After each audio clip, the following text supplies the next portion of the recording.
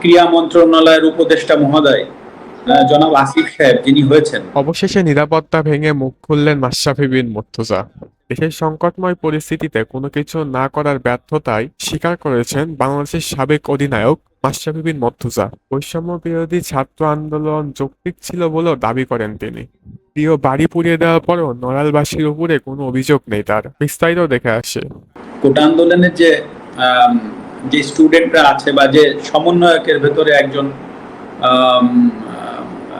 ক্রীড়া মন্ত্রণালয়ের উপদেষ্টা মহোদয় জনাব আসিফ সাহেব যিনি হয়েছেন, আপনি দেখবেন উনি কিন্তু খেলাধুলা নিয়ে এখন থেকে উনি কাজ করবেন, বাংলাদেশের সার্বিক খেলাধুলার বিষয়গুলো নিয়ে কাজ করবেন।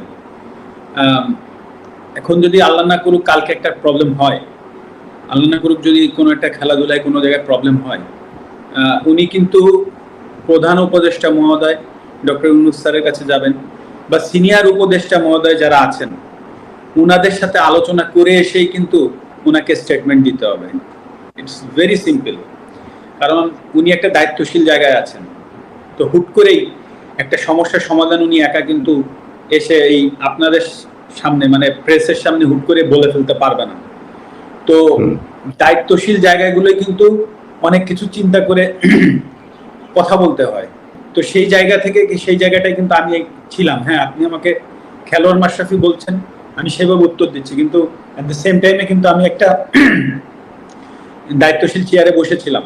তো হুট করেই আমি কিন্তু ফ্রন্টে এসে একটা কথা বলে দিলাম, আর তাই নিয়ে একটা বিশাল আরো বড় কিছু হয়ে গেল। সেটার ট্যাকেল দেওয়ার ক্ষমতা আদৌ আমার আছে কিনা, বা বর্তমানে যারা কাজ করবেন তাদেরও কিন্তু এই জিনিসগুলো ভেবেচিন্তে কাজ করতে হবে। তো এটা কিন্তু ভেরি সিম্পল ব্যাপার। তো আমি যেটা বলতে চাচ্ছি যে হ্যাঁ, আমি ব্যর্থ হয়েছি, কিন্তু আসলে আমারও তো সীমাবদ্ধতা আছে বা ছিল, এটাও কিন্তু সত্য কথা। কিন্তু সেটাকে যে আমি এক্সকিউজ হিসেবে দাঁড় করাচ্ছি সেটা না, কারণ মানুষের দাবি ছিল, কারণ প্রথমত আমি একজন খেলোয়াড়, তারপরে আমি সংসদ সদস্য।